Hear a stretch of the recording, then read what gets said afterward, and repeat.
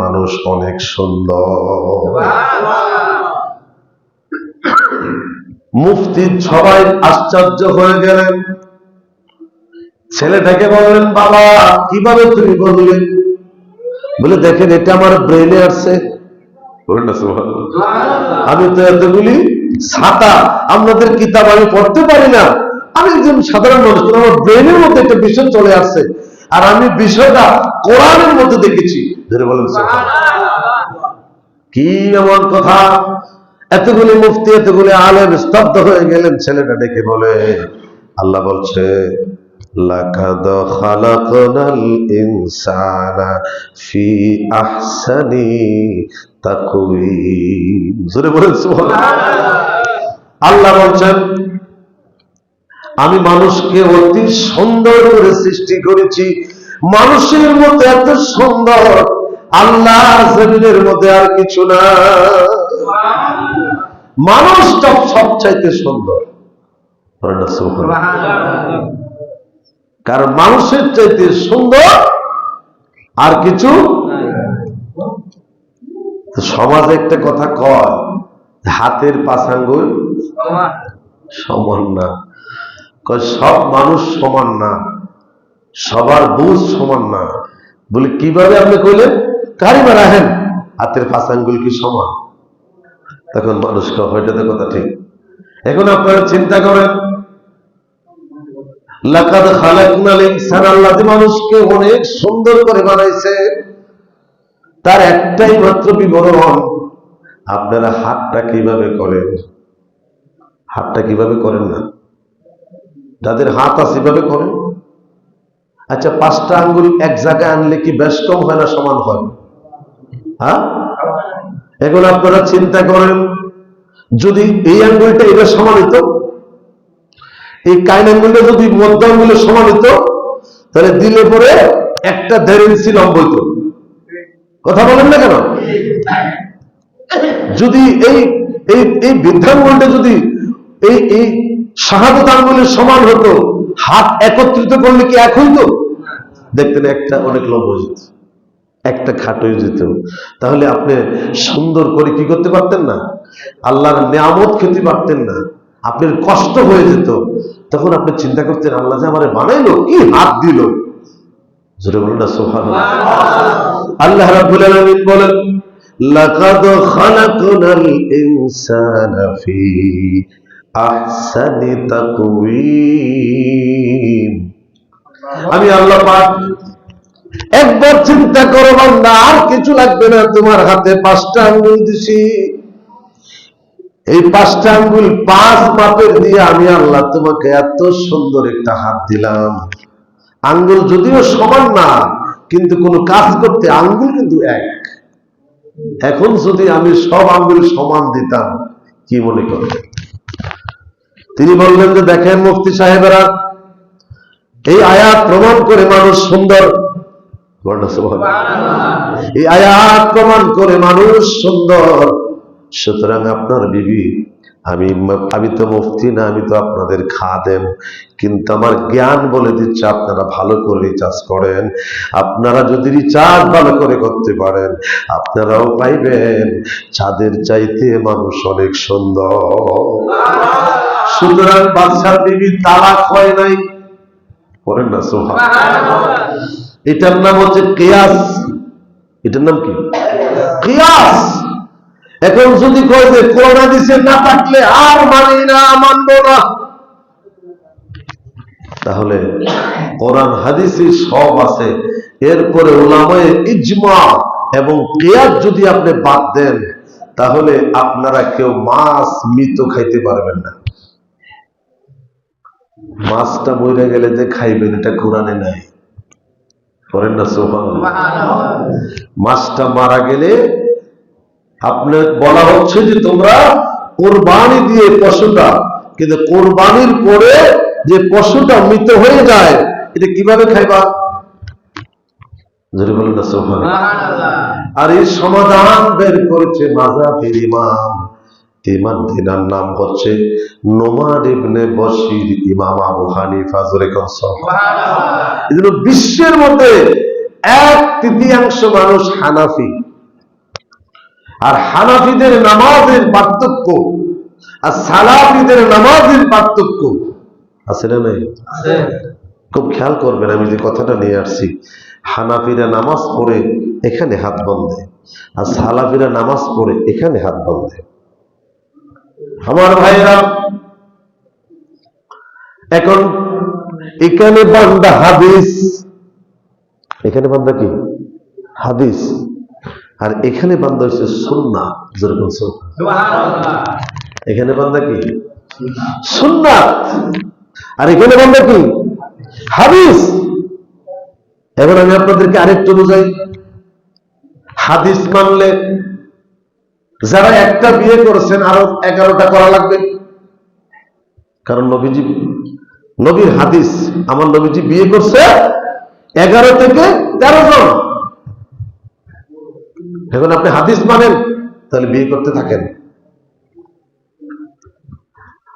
আল্লাহর হাবিব সাল্লাল্লাহু আলাইহি ওয়াসাল্লাম বুখারীতে আছে, হুজুর যাচ্ছে ড্রেনের পাশ দিয়ে, ময়লা দুর্গন্ধ জায়গা দিয়া। রাসূল করিম সাল্লাল্লাহু আলাইহি ওয়াসাল্লাম জীবনে একবার তাহারাতের জন্য হুজুর দাঁড়িয়ে ইস্তেঞ্জা করেছেন, এটা নবীর হাদিসে আছে। কিন্তু আপনারা যদি কোন জায়গায় হাদিস মানি, তাহলে দাঁড়িয়ে স্ট্যান্ডিং, কারণ কারণের উপরে আপনাকে মানতে হবে। সুবহানাল্লাহ। এখন আপনি যদি কোন নবীর হাদিস মানি আর কিছু মানি না, তাহলে আপনাকে 40টা রোজা রাখা লাগবে না খাইয়া। পারবেন নি কেউ? হ্যাঁ, আমার নবী সাওমে বেসাল করেছেন, খুব খেয়াল করেন, আমি অনেক মাসালার দিকে যাচ্ছি। নবীজি 40টা রোজা রাখছে, ইফতারও করে নাই, সেহরিও করে নাই। এখন আমি হুজুর যদি কই যে আমিও 40টা রোজা রাখবো, সেহরিও খাবো না, ইফতারও খাবো না, কি এই জগতে আর জায়গা হবে না? 3.5 হাত মাটির নিচে ঘুমানো লাগবে। 40 দিন না খাইলে জান ঠিক থাকবে? কিন্তু নবীর হাদিস, আমার নবীকে আমি 40টা রোজা রাখছি, ইয়াউমে বেসাল। কি হুজুর কথা ঠিক কিনা? নবীজি 40 দিন রোজা রাখছে, ইফতার করে নাই, সেহরিও করে নাই। এখন আমরা যদি খালি নবীর হাদিস মানি, তাহলে আমাদেরকে রোজা রাখতে হবে 40টা, সম্ভব নেই। এই জন্য আমার নবীকে শোনো, তোমরা আমার সুন্নাহ অনুসরণ করো, আমার সুন্নতের অনুসরণ করো, তোমাদের জীবন দামি হয়ে যাবে। আমার সুন্নত হচ্ছে খাবারের প্লেটটা চেটে চেটে খাওয়া, চেটে চেটে মুছে। আমরা বিয়ে সাজাতে গেলে প্রতিযোগিতা করি, রান কয়টা বেশি খাওয়া যায়, গোস্তের টুকরা কয়টা বেশি খাওয়া যায়। লাস্টে খাইতে খাইতে এই আমরা নাফরমান উম্মত, পেটের মধ্যে অর্ধেক রয়ে গেছে, আর কারণ আর তো লাঞ্চ টানতেছে না, এখন হাত দিয়ে উঠতে যায়। কিন্তু নবীজি বলছে আমার সুন্নতকে অনুসরণ করো। যদি বলেন সুবহানাল্লাহ। যদি আমার সুন্নতকে ভালোবাসতে পারো, পেটটাকে 3টা ভাগ করে, একটা ভাগ তুমি খাবার দিয়ে ভরো, একটা ভাগ পানি দিয়ে ভরো, আরেকটা ভাগ খালি রাখো। এটা সুন্নত। আমরা হত্তর সুন্নত, আগে খাবার দেয়। আমার নবী বিসমিল্লাহ বলে খাবার শুরু করো, 70টা রোগ তোমার দেহে আসবে না। আমরা কইতেছি আরে কি এর সুন্নত, এটা হুজুররা মসজিদে কত ফাও ওয়াজ করে, এগুলো দরকার কি? আমার নবী কয়, উম্মত শোনো, জীবন যদি বাঁচাতে চাও দাড়ি রাখো, দাড়ি, কারণ দাড়ির মধ্যে আছে আমার রহমতের ফেরেশতা, আর এই দাড়ি তোমাকে জান্নাতে নিয়ে যাবে। সুবহানাল্লাহ। আমার নবী কয়, শোনো উম্মত, পাঞ্জাবি বড়, পাঞ্জাবির মধ্যে আমি নবীর সুন্নত আছে, পাঞ্জাবির মধ্যে নিয়ামত আছে, পাঞ্জাবির মধ্যে দাম আছে। এখন আপনি কবেন হুজুর তাহলে টাই পরবো কে, প্যান্ট পরবো কে? তো প্যানের মধ্যে কবিরা গুনাহ আছে। ডোন্ট, মানে আমি কাউকে কোন ইন্ডিকেট করে কথা বলতেছি না, আমি কিন্তু আলোচনা করতেছি নবীর হাদিস থেকে। অনেক মুসল্লি থাকতে পারেন যে হুজুর এবার আমার দিকে দেখি কথা কয় না, কারণ প্যান্টের মধ্যে সুন্নত নাই, কবিরা গুনাহ আছে। ঘিরানির নিচে প্যান্ট পরা গুনাহে কবিরা। এখন ফ্যাশন নষ্ট হইব, কিন্তু আমরা ফ্যাশন ধরে রাখছি, গুনার মধ্যে ঢুকে গেছি। সমাজ ভালো থাকবে কেমনে? আমার নবী বলে, শোনো, পোশাকটা ঘিরানির উপরে রাখো, জীবনের যৌবন তোমার ল্যাপস হবে না, জীবনে কোনোদিন তোমার গোনায় কবিরা তোমার আমল নামায় যাবে না। এখন আমরা কারে মোল্লা মানুষ কত কথাই কই, সব কি মান লাগবে? যদি নবীর হাদিসকে ধরে রাখতে পারো, আল্লাহর হাবিব বলে উম্মত তোমার জীবনের 40টা কঠিন বিপদ থেকে মুক্ত হবে, মৃত্যুর বিছানায় আমি নবীর সাথে দেখা হইয়া যাবে। বলে কি? বলে এশার নামাজটা পড়ে তুমি ঘুমায় যাও,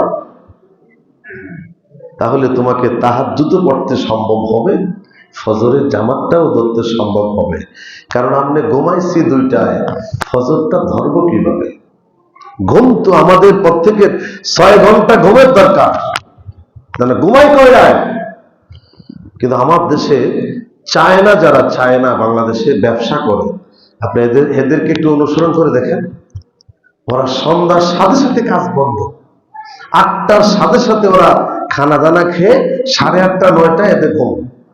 বাঙালি গডাউন খুলতে খুলতে যারা জুট ব্যবসা করে, চায়নারা উত্তরা থেকে আইসে 1 ঘন্টা বসে, কিন্তু এর পর বাঙালির ঘুম ভাঙ্গে, কিন্তু গোসল লাগে, খানা লাগে, চায়নারা কিন্তু বসে রয়েছে। একটা বিধর্মী জাতি, ওদের মধ্যে ঈমান নাই, ইসলাম আছে। সুবহানাল্লাহ। ওরা মিথ্যা কথা বলে না। আর আমরা কি করি? আমাদের মধ্যে কোনটি নাই, কিন্তু নামের আগে মুসলমান আছে, নামের আগে মোহাম্মদ আছে, কিন্তু আমাদের চরিত্রের দিকে তাকাইলে আজকে আমরা কেন লাঞ্ছিত? আপনি বাংলাদেশের কান্ট্রিটা ত্যাগ করলে দেখবেন ওদের মধ্যে মিথ্যা কথা নাই, খাবারের মধ্যে কোনো ভেজাল নাই। কিন্তু আমার দেশে এমন দেওয়া দেয়, কত শব্দ গোষ্ঠী বোঝা যাক, আমার কি, আমার টাকা পাইলিস। কথা বলেন, কথা কি বাস্তব কিনা? এভাবে যদি আমি ঘন্টার পরে ঘন্টা কথা বলি আমার নবীর সুন্নতের উপরে, আমার নবী কয় শোনো উম্মত, আমার সুন্নতের ভিতরে প্রবেশ করে দেখো কত যে শান্তি। ঢাকা শহরের অনেক সন্ত্রাসের সাথে মাঝে মাঝে আমাদের বিভিন্ন অ্যাঙ্গেলে কথা হয়ে যায়, দেখা হয়ে যায়। এই লোকটা টপ 10 সন্ত্রাস ছিল, আজকে সে দাড়ি পাগড়ি পাঞ্জাবি লাগাইয়া মনে হইতেছে যে একজন বড় আলেমের চাইতে তার ভালো দেখা যায়। তো হুজুর দেখছি সন্ত্রাসী করে কোনো লাভ নাই, মরণ তো লাগবে, সব ছেড়ে দিয়েছি। টুপি দাড়ির মধ্যে পাঞ্জাবির মধ্যে যে শান্তি, এই পিস্তল ঘুরাইয়া টাকা পাইছি ঠিক, কিন্তু ওই শান্তি নাই। সুবহানাল্লাহ।